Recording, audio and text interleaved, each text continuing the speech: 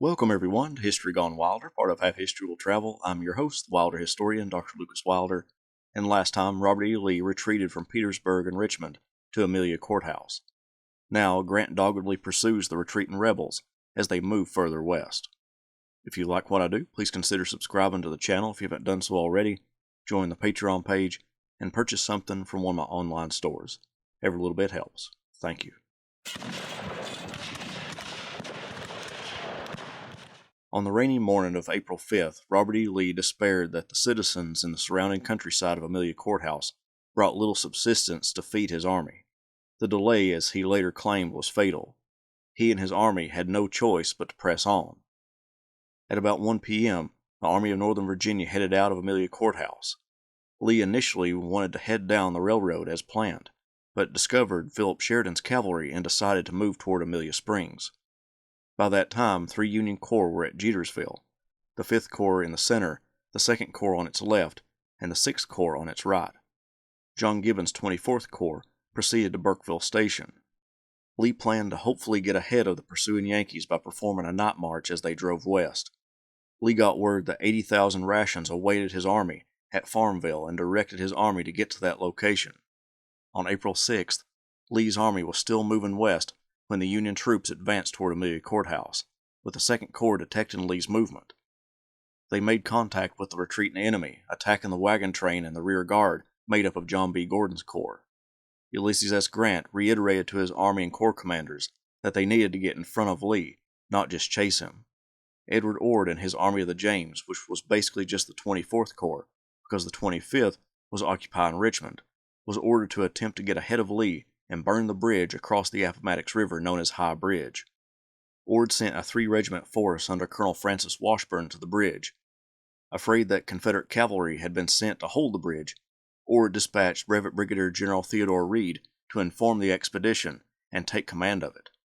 Fitzhugh Lee's cavalry, urged by Confederate Corps Commander James Longstreet, approached High Bridge to protect it from being burned. Reed's troops arrived at High Bridge and found it guarded by the 3rd Virginia Reserves. Washburn and his 4th Michigan Cavalry chased away the Virginians, but Washburn then heard heavy musketry coming from behind him. The 2 infantry regiments in the Union contingent remained at the Watson Farm and were being attacked by Fitzhugh Lee's cavalry.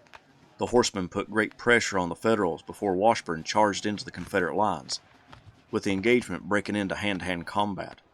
It was a lethal battle, with Reed being killed and Washburn and James Deering being mortally wounded. The rebel horsemen chased the Federals toward the bridge, where the Yankees surrendered. Fitzhugh cavalry preserved the bridge for Lee's army, particularly the wagon train, to cross. During the Army of Northern Virginia's march, a gap emerged, 2 miles wide in the gray columns, between Longstreet's corps and the rest of the army, due to cavalry attacks against Richard Anderson's corps. Longstreet got to Rice's Depot and ordered his men to throw up breastworks. Meanwhile, Sheridan's Federal cavalry interposed themselves between Longstreet and Anderson. Anderson halted at Marshall's Crossroads, with Richard Ewell's troops at Little Sailor's Creek, just to the north. Gordon's corps guarded the wagon train north of Anderson and Ewell's position. The Union 6th Corps caught up to Ewell, with the 2nd Corps confronting Gordon. At around 6 p.m., the battle, or more accurately, battles of Sailor's Creek, erupted. Sheridan rode with Horatio Wright, the 6th Corps commander. They held a strong bond because of their dependence on one another in the Shenandoah Valley the previous year. Wright placed his artillery at the Hillsman home, where they could fire projectiles onto the Confederates who had no artillery with which to fire back. The Federal troops advanced across Little Sailor's Creek, putting pressure on the Confederate line.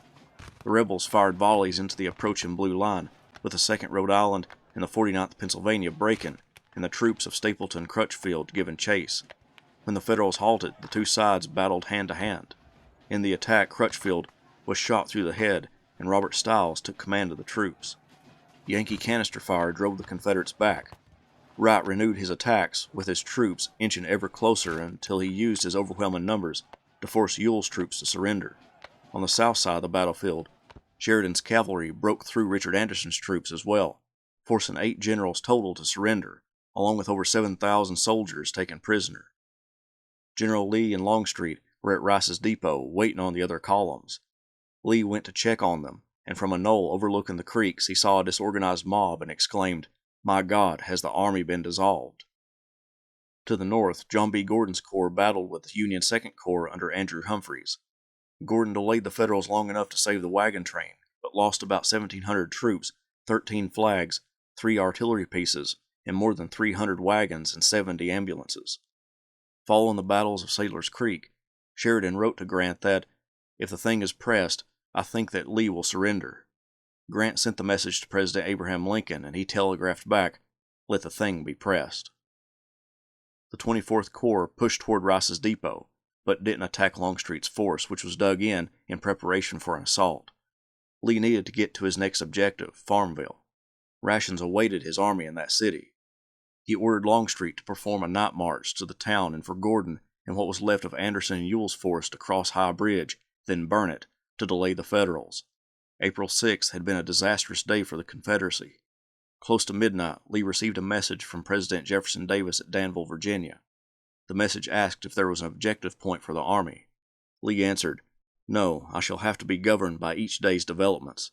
A few more Sailor's Creeks and it will all be over, ended, just as I have expected it would end from the first."